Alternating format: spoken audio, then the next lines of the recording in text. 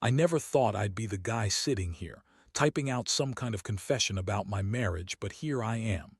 My name's Mike, and I want to get this off my chest because I don't really have anyone else to talk to about it. My wife, Liz, and I have been together for 10 years. We've got a daughter, Emily, who's 9. Things weren't perfect, but I thought we were solid. She's always been a bit of a bitch, kind of sharp-tongued, always needing to be the center of attention, and honestly, she's never been someone to hold her tongue. But I loved her, or at least I thought I did. Things started feeling off maybe 6 months ago. Liz became more distant, snapping at me over small things, spending hours on her phone, and I noticed her spending more time in the evenings with Emily's violin teacher, Mr. Carter.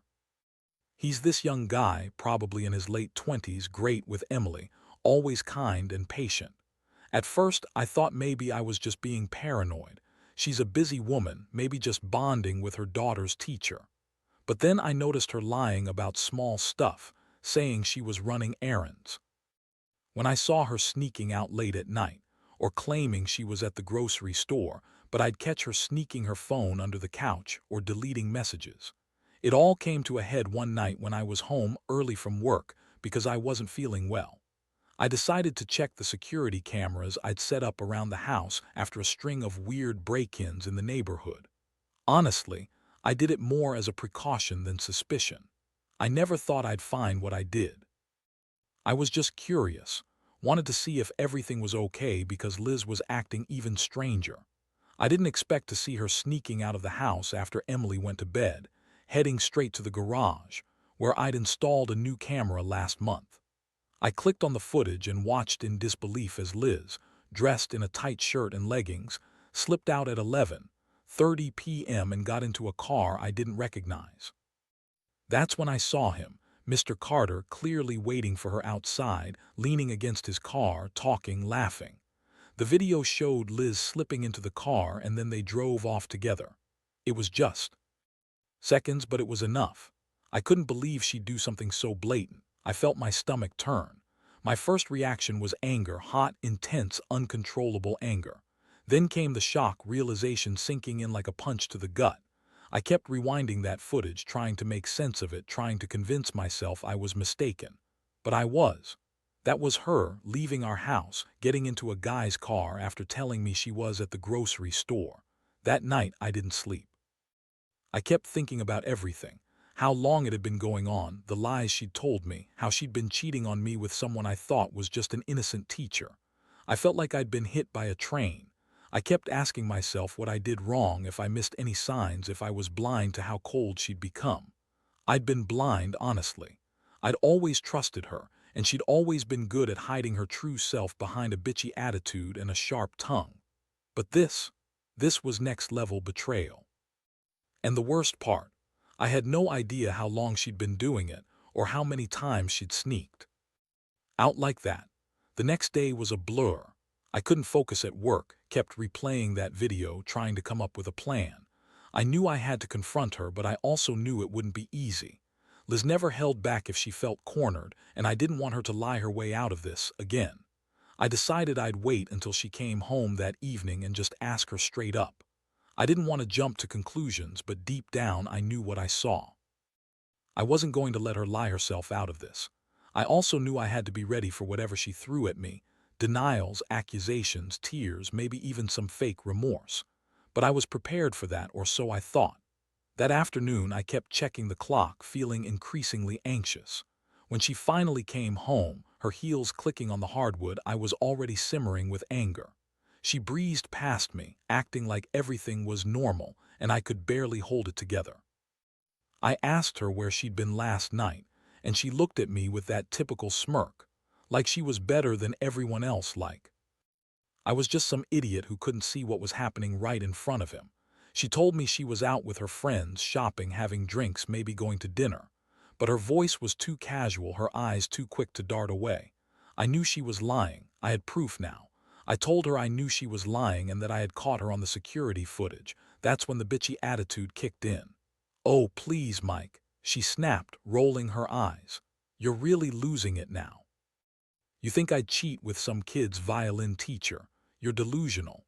But her voice cracked a little, and I saw her eyes dart around like she was trying to come up with a lie on the spot. I told her I wasn't stupid, that I'd seen her sneaking out, that I knew everything. And that's when she went into full deflection mode. She started yelling, accusing me of spying on her, of being paranoid, of not trusting her.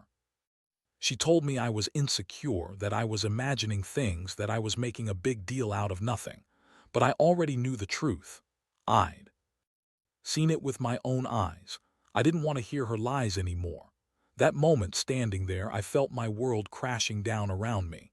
My head was spinning with a mix of anger, betrayal, sadness, and a strange sense of helplessness. I never thought she'd do this to me, to our family. I kept asking myself how it got so bad, how she could turn into this manipulative, lying bitch. It was like I was living in a nightmare. I wanted to scream, cry, shake her until she told me the truth, but I just stood there silent, trying to process everything. The thing is, I knew this wasn't just a one-time thing. No way. This was ongoing, and I'd been blind to it for who knows how long. The pain was overwhelming. I didn't want to believe it, but I knew I couldn't ignore it anymore. I had to decide what to do, how to handle the fallout from this betrayal. I just hoped I could find a way to get through it somehow. Do you want me to keep going? After she finished her little rant, I took a deep breath and looked her straight in the eyes. I wasn't about to lose my temper just yet. I needed to think clearly, even though every part of me was boiling with rage and hurt. I told her I knew she'd been cheating on me, that I saw her getting into Mr. Carter's car last night.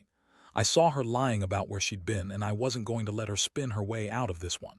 Her face went pale for a second, then she immediately snapped back with her usual bitchy attitude. "Seriously, Mike," she sneered.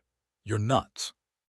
You're just jealous because Emily likes her violin teacher, and now you're making up stories to ruin everything. God, you're so paranoid. Maybe I should just leave you, since you clearly don't trust me anyway." That was the moment I realized her reaction was just another act. She thought she could throw me off with her bullshit like I was some idiot. She always had a way of acting innocent when she was guilty, and I wasn't about to fall for it. I told her I wasn't going to listen to her lies anymore, that I was done playing her game. I told her I wanted her to leave the house, at least until we could talk about what was really going on. She rolled her eyes, snorted, and started yelling again, calling me crazy, saying I was stalking her, accusing me of trying to control her life. The worst part was her tone, so dismissive, so full of contempt.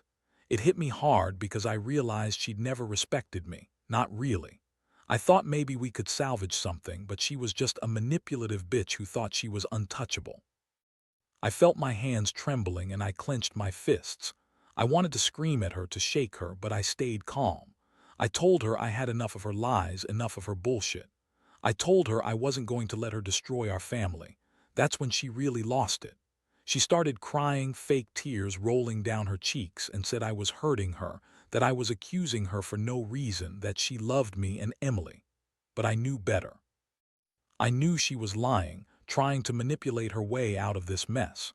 I looked at her with this mix of disgust and heartbreak, realizing she'd been cheating on me with a guy who's supposed to be a professional, a respected teacher. How could she do that with someone who's been around my daughter, who's supposed to be a trustworthy adult? It made me sick to my stomach. I told her I wanted her out of the house and that I was calling a lawyer. The whole confrontation was a whirlwind. She tried to plead, to say she'd stop, that she'd never do it again. But I didn't believe her. I couldn't believe anything she said anymore. She was a liar, a manipulator, a bitch who thought she could walk all over me. I felt completely betrayed, not just by her cheating, but by the fact that she'd lied and lied and lied. Every time I thought I knew her, I realized I was just fooling myself. That night I stayed up, staring at the ceiling, trying to process everything. My mind kept jumping between rage and sadness, between wanting revenge and feeling broken. I kept wondering how I got here, how I missed all the signs, how I'd been so blind. Part of me wanted to confront her again, to make her admit she'd been doing this for months, but another part knew it wouldn't matter. The damage was done. I felt like my whole world had shattered and I didn't know if it could ever be put back together. I had to figure out what to do next, how to protect Emily and how to move on from this betrayal. I didn't sleep much that night. The next morning, I knew I had to make some decisions. I called a lawyer, started planning for a separation, and thought about what this meant for my life. I wasn't just angry anymore, I was devastated. I loved Liz, or at least I thought I did, but I realized I didn't even know who she really was. All I had was a picture of a woman who was capable of cheating on me with our daughter's violin teacher, lying through her teeth, and acting like she was the victim. It hurt so much to admit that she was the one who broke our marriage, who betrayed everything we built together. Looking back now, I see how naive I was to trust her blindly. But I also see how much I wanted to believe in her, how much I wanted us to be happy. Now I know better. The trust is gone, shattered into pieces. And honestly, I don't know if I'll ever really get over it, but I do know one thing: I'm done being a fool. I'm done with her lies, her manipulations, her fake tears. I'll do what I have to do to protect Emily and myself. Because if there's one thing I've learned from all this, it's that the truth, no matter how ugly, is better than living in a lie. Would you like me to continue? After I made the decision to tell her to get out, she didn't go quietly. Typical. She threw a tantrum, screaming about how I was overreacting, how she loved Emily, how she'd never do something so terrible. She even tried to guilt-trip me, saying I was ruining everything, that I was just being paranoid. But I didn't buy any of it. I'd seen enough with my own eyes. Her crying was fake, her words full of manipulation.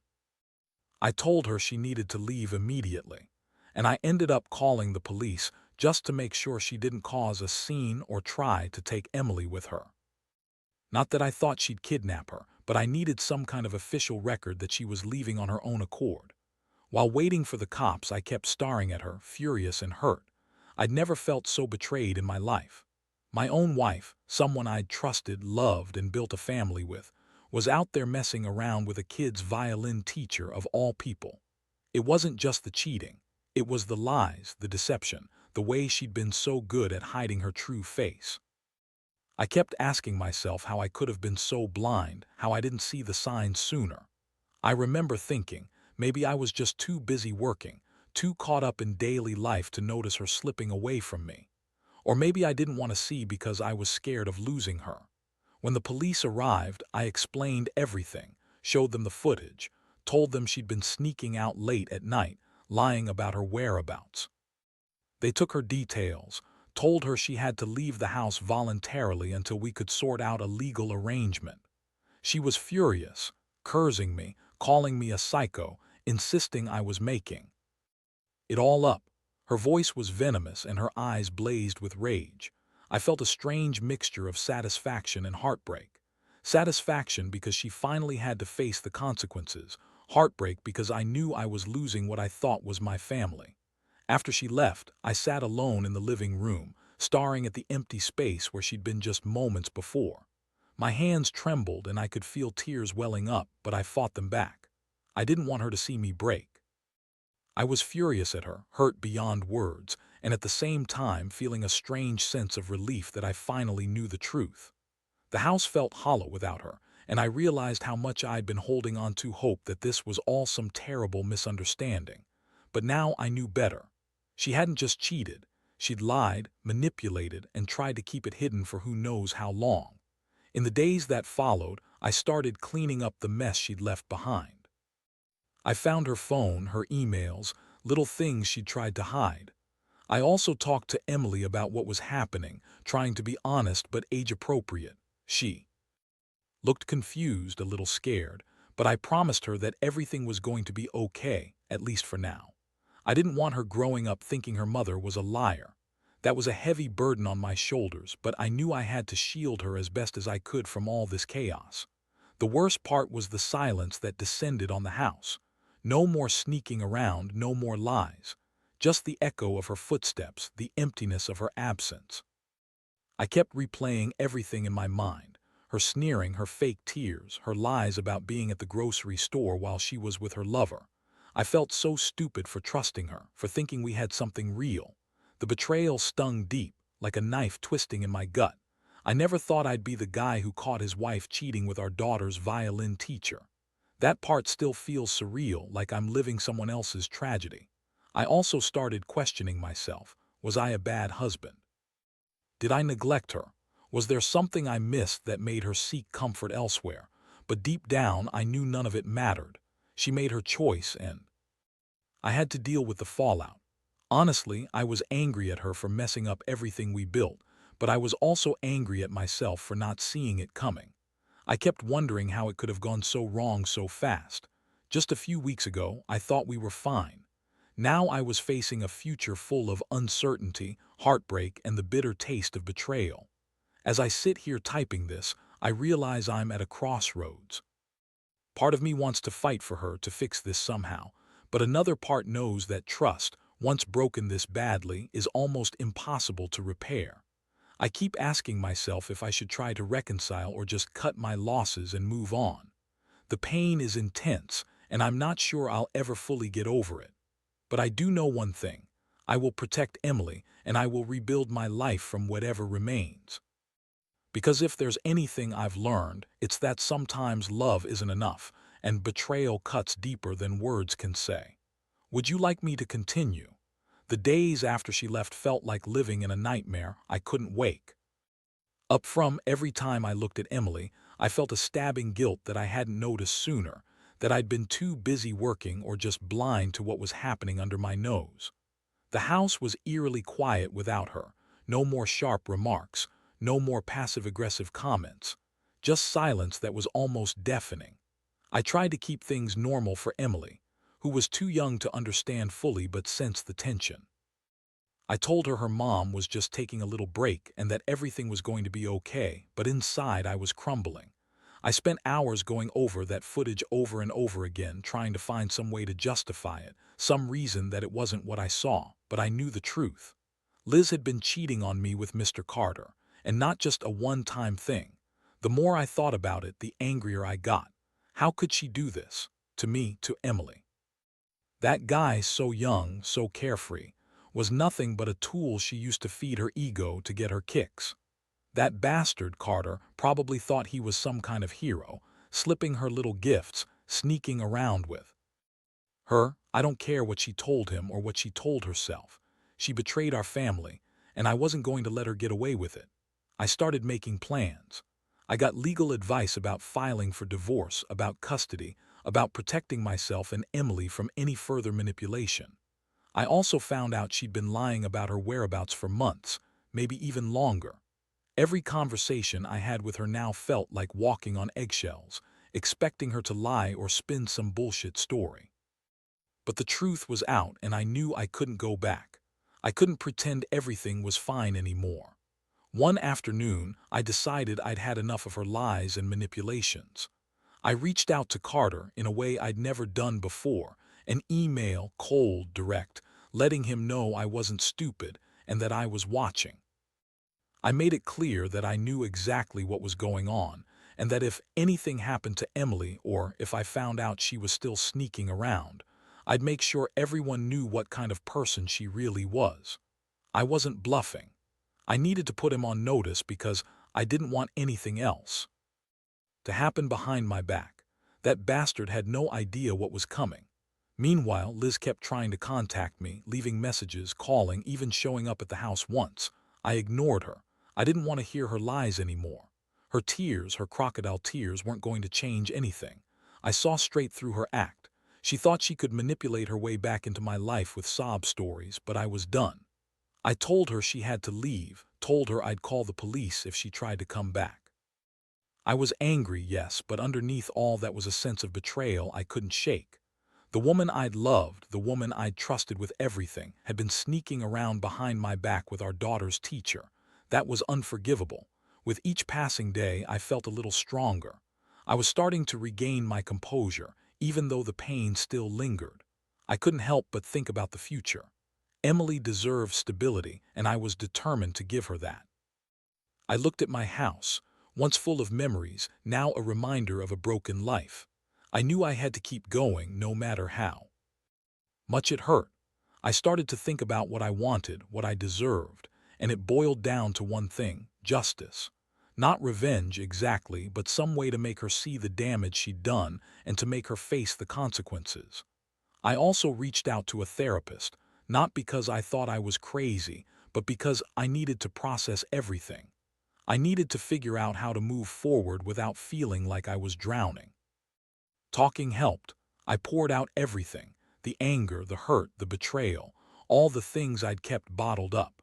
It was a relief to finally get it out, to stop pretending I was okay when I was. The therapist told me I needed to focus on myself and Emily, to rebuild confidence, to regain my sense of control. I knew she was right, but some days it still felt like I was at the mercy of everything that happened. As I sat in my living room, feeling the weight of the betrayal I'd uncovered, I realized something else. No matter how much I was hurting now, I had to be strong, for Emily, for myself. I couldn't change what Liz did, but I could change how I respond. I was angry at her, furious, but I also knew I couldn't let her destroy what little peace I had left. I had to find a way to heal, to forgive if possible, or at least to accept that this was my new reality. I told myself I will move on, not for her, not for anyone else, only for Emily and me. That's what mattered most. Would you like me to continue? The weeks went by and life kept moving forward, even if I felt like I was just going through the motions. I found a good lawyer and we started the divorce process. Honestly, I didn't care about getting even or making her pay. I just wanted her out of my life, and I wanted to protect Emily as best I could. She was still too young to fully grasp what was happening, but I could see the confusion in her eyes sometimes. I tried to keep her routine, normal school, friends, playing her violin, anything to give her a sense of stability. Meanwhile, Liz kept trying to reach me, but I stayed firm. I wouldn't let her back into my life until she proved she was serious about ending her affair and genuinely wanted to work things out.